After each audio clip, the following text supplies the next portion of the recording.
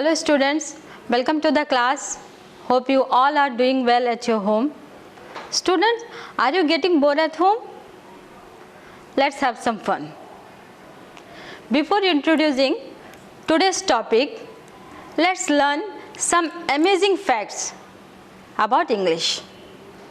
Do you know which alphabet or letter from A to Z is the most commonly used letter in the English language?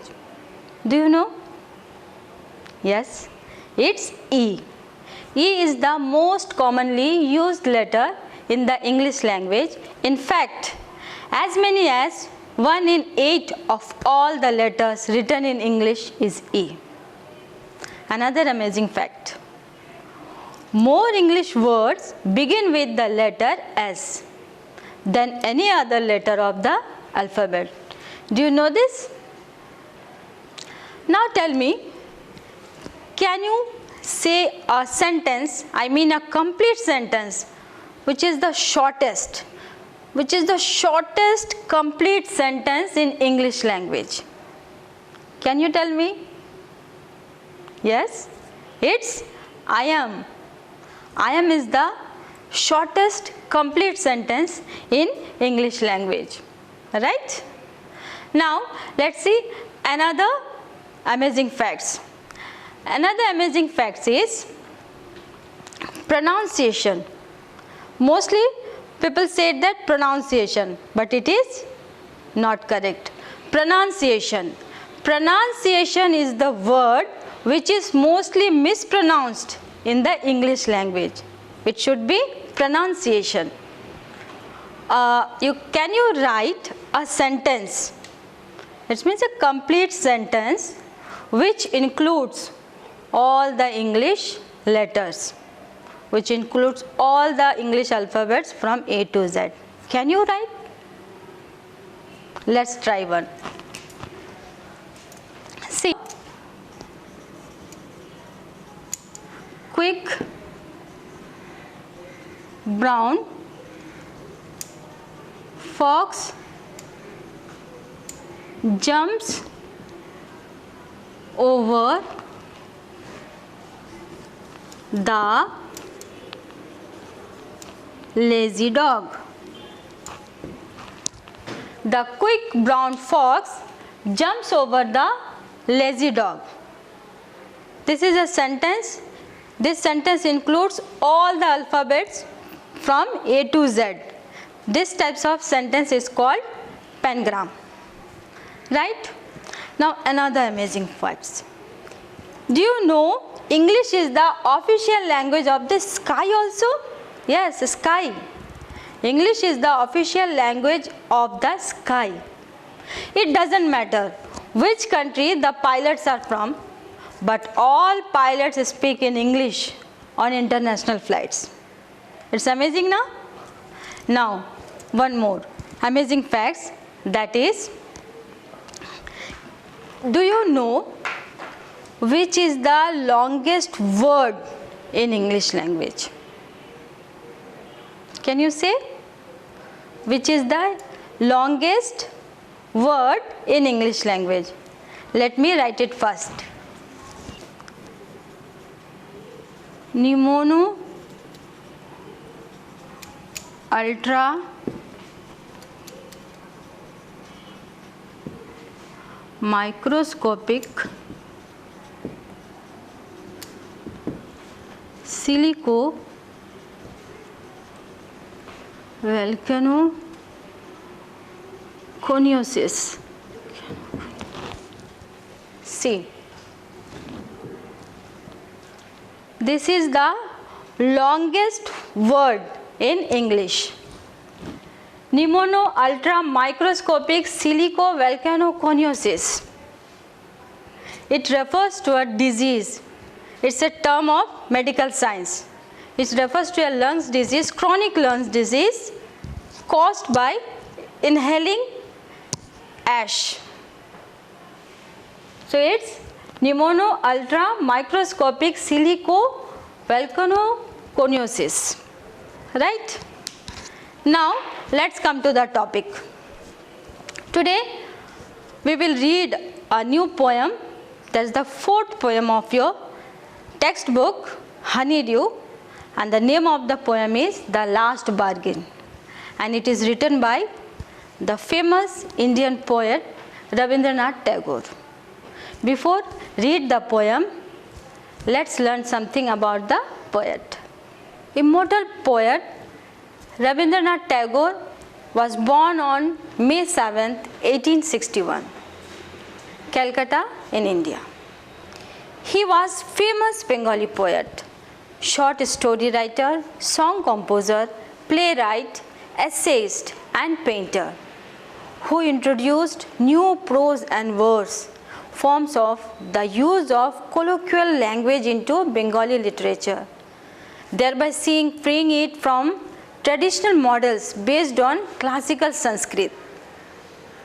He was highly influential in introducing Indian culture to the West and vice versa. And he is generally regarded as the outstanding creative artist of the early 20th century India. He was the person who wrote national anthem of India, that is Jana Gana Mana. In 1913, he became the first non-European to receive the Nobel Prize for Literature. And today we will read a very soulful poem written by him. So before read the poem, let me tell you the meaning first. The Last Bargain. Here, the last bargain, the term bargain. Bargain means you can say a deal or an agreement between two parties in which both parties promise to do something for each other. That's called bargain. It's by Kavi Guru Rabindranath Tagore.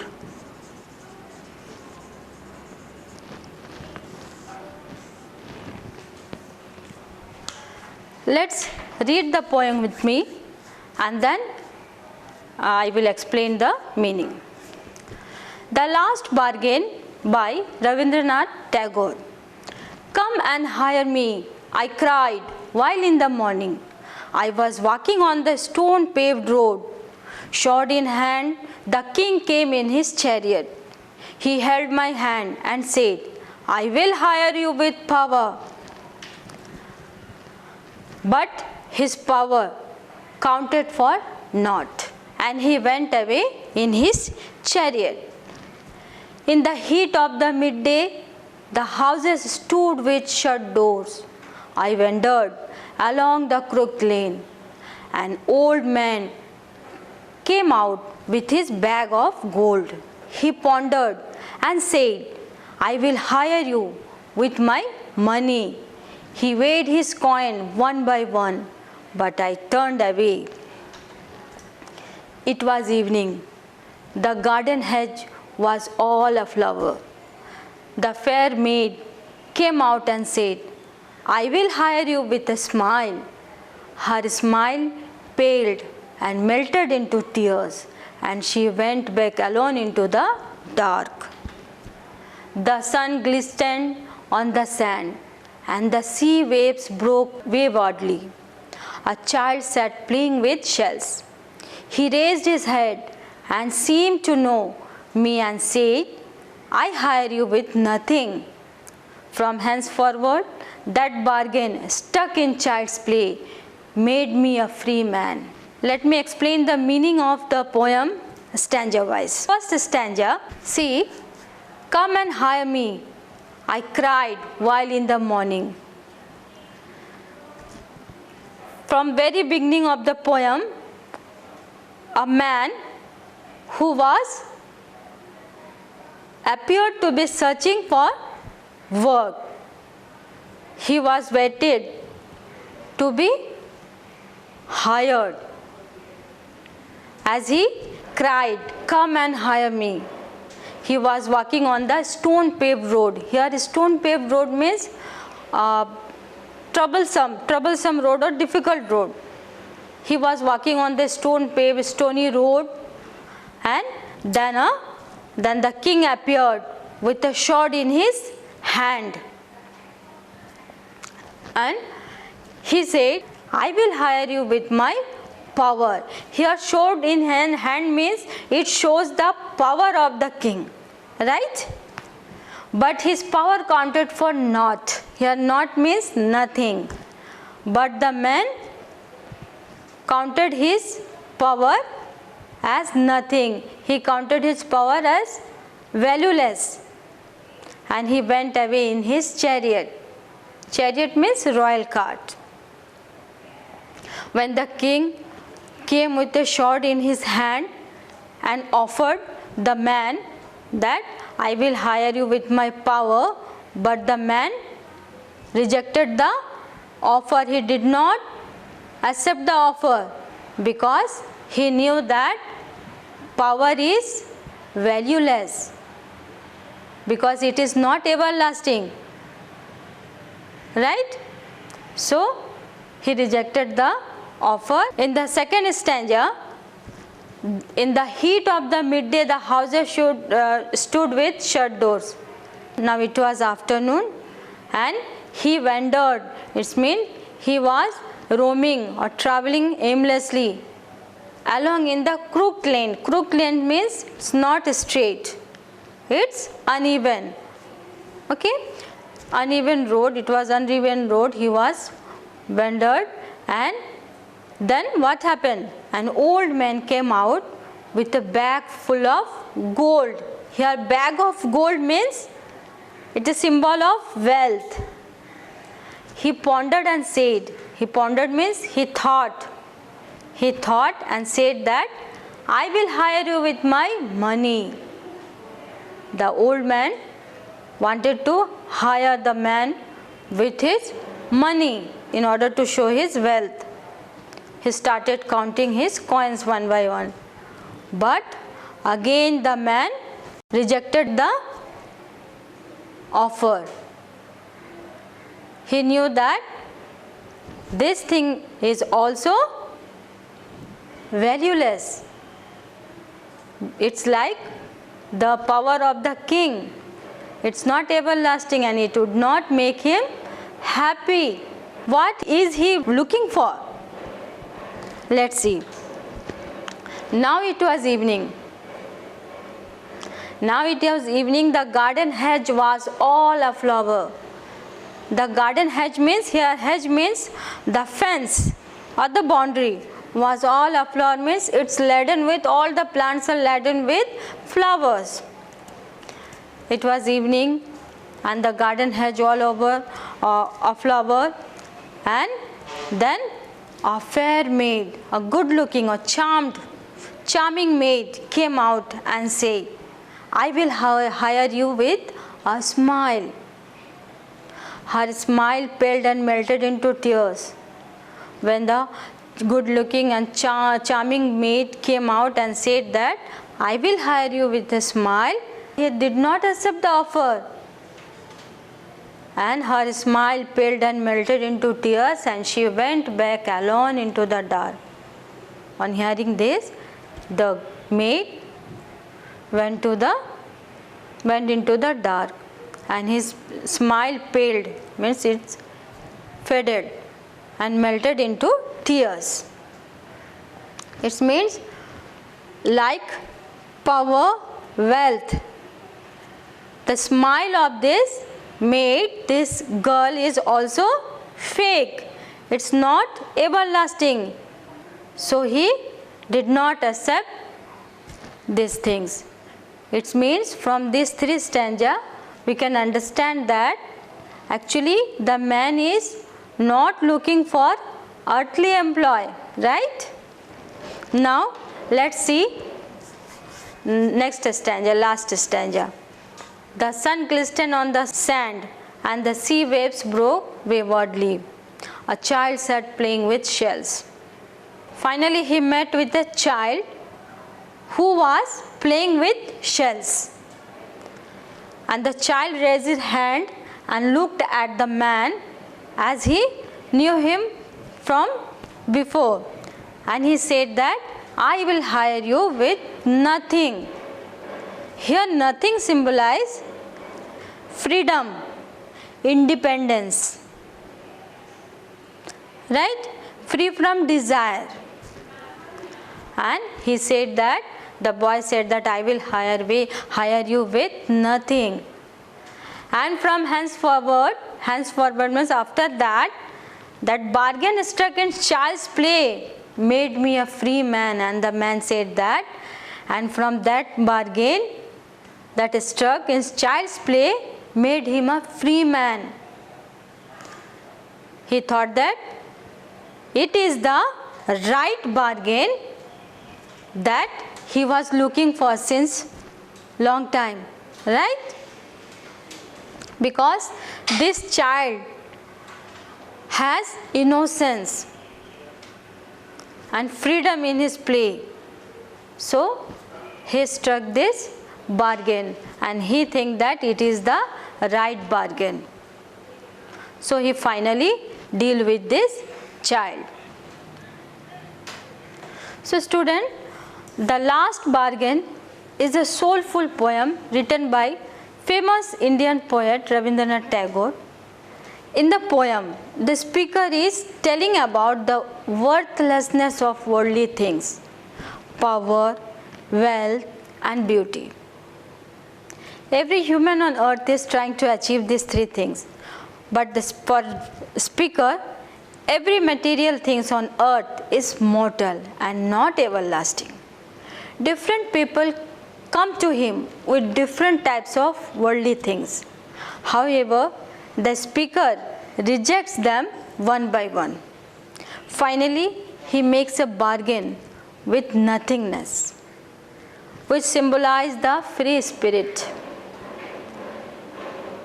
So student, now I am going to tell you the meaning of the words.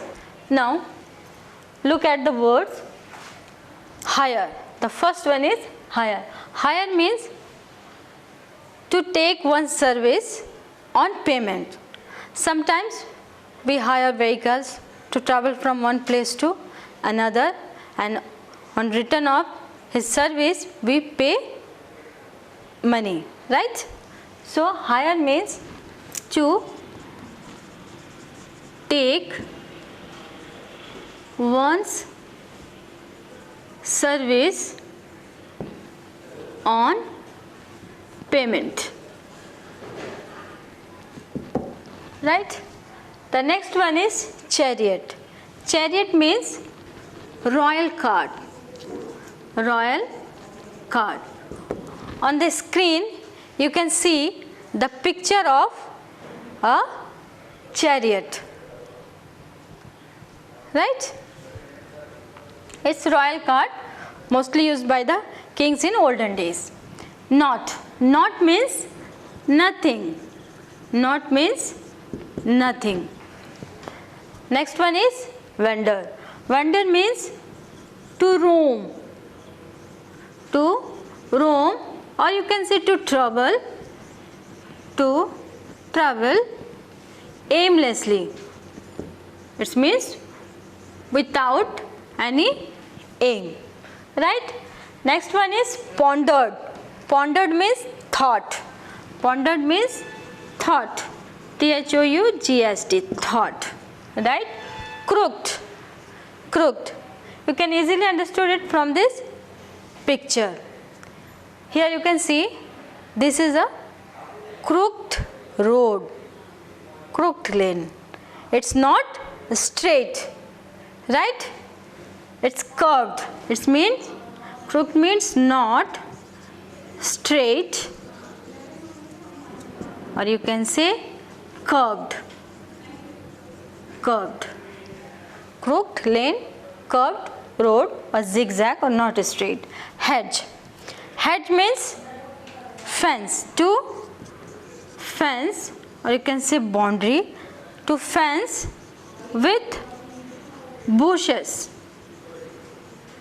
right? A flower. On the screen you can see a flower. The tree is a flower. It means the tree is laden with flowers. Here is another picture of a flower. The garden is fenced. Yes, hedge with all a flower. See, right? Now, meaning of some other words. Glisten. Glisten means shine. Glisten means shine. And what about shells? Have you seen shells? Have you gone to seashore? On the screen you can see the pictures of shells. Here are different types of shells, right? Shells means they are hard coverings of sea animals. Hard coverings of sea animals.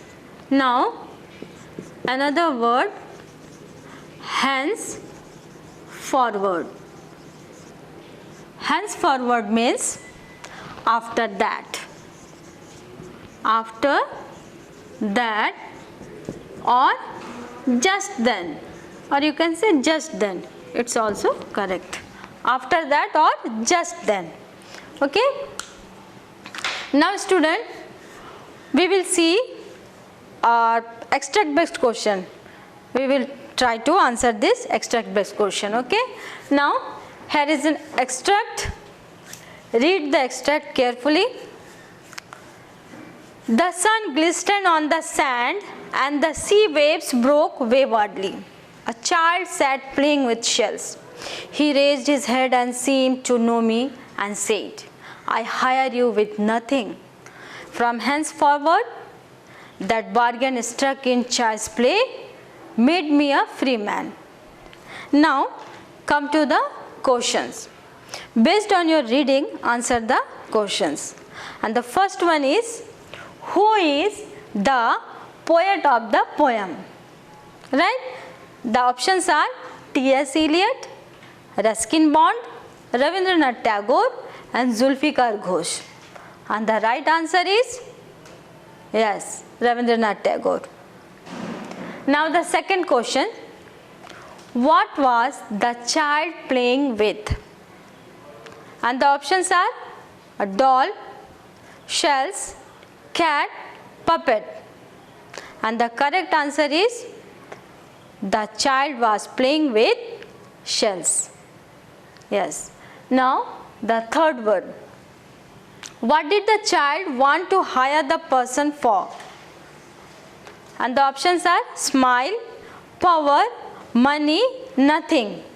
And the correct answer is, the child wanted to hire the person for nothing.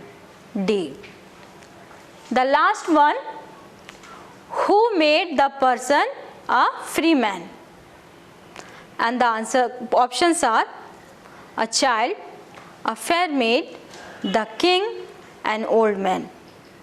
Who made the person a free man? And the correct answer is a child. Now students, let's go to our textual questions. Okay? Okay. Now in your textbook there are some questions are given there. The first one is, who is the speaker in the poem? The speaker, who is the speaker? The speaker in the poem is a man who is looking for work, right? He is waiting to be hired. Second word, the king sword in hand suggests wealth, option 1, option 2 power, and option 3 is more power than wealth. The king sword in hand suggests The correct option is more power than wealth. The sword in hand suggests the more power than wealth, right? Now come to the third question. The old man offered the speaker lot of money, right? Why did the man turn down the offer? What do you think? Yes, the old man offered the speaker a lot of money, a bag full of gold, right? Then why did he turn down? Because the man knew that the money, the power and the beauty, all these things are not permanent. They are not everlasting. They would not bring happy for him. That's why he turned down the offer. That's why he did not accept the offer. Right? The fourth number question.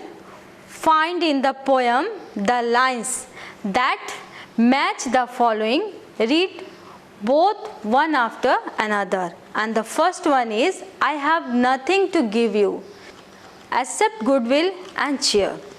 And which one is matched with this? You have to find out from your book.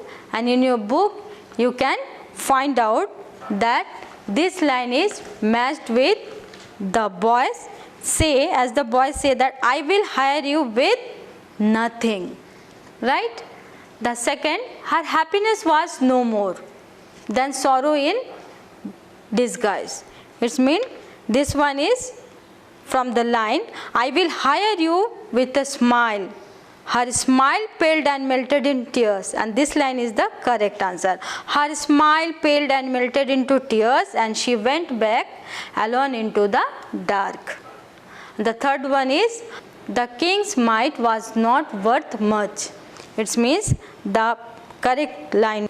But his power counted for naught, and he went away in his chariot. Students, hope you understood the poem and you are now able to answer the textual questions. Try it by yourself, and I will be back with a new topic. Till then, keep reading and be safe. Thank you.